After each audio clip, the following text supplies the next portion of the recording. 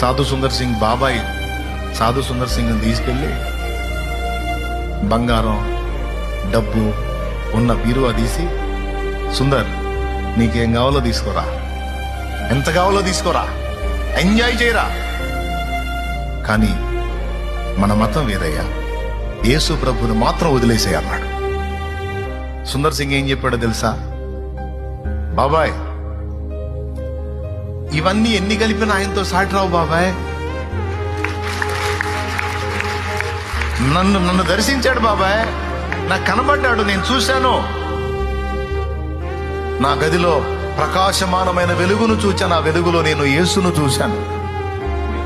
అమ్మ చనిపోయి ఆ బాధ తట్టుకోలేక, అమ్మ ఎడబాటును సహించలేక తెల్లవారుజాము 3 ట్రైన్ ఉంది.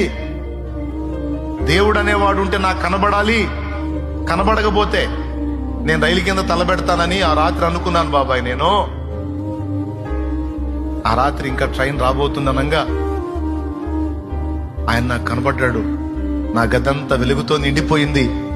ఆ వెలుగులో నా ప్రభు కనపడ్డాడు. ఆయన నాతో మాట్లాడాడు.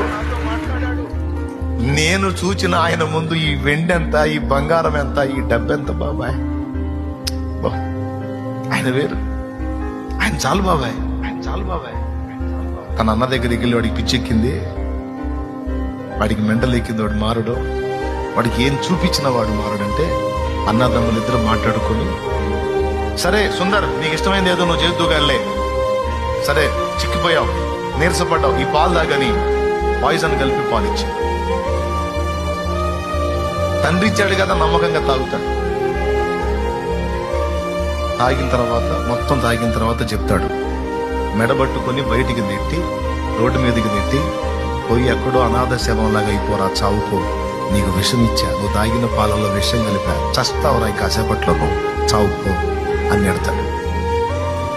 కన్న తండ్రి విషం ఇచ్చాడు అంటే ఎంత దారుణమైన విషయం అంటే.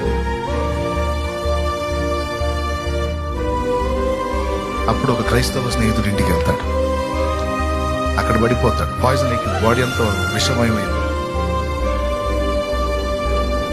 ఆ క్రైస్తవ స్నేహితుడు ఆ బెడ్ దగ్గర మోకాళ్ళుని ప్రార్థన చేస్తాడు, సుందర్ని బ్రతికించు ప్రభువా. ఆయన ప్రార్థన ఆలకించి ఎక్కిన విషమంతా విరిగిపోయింది. బ్రతుకుతాడు.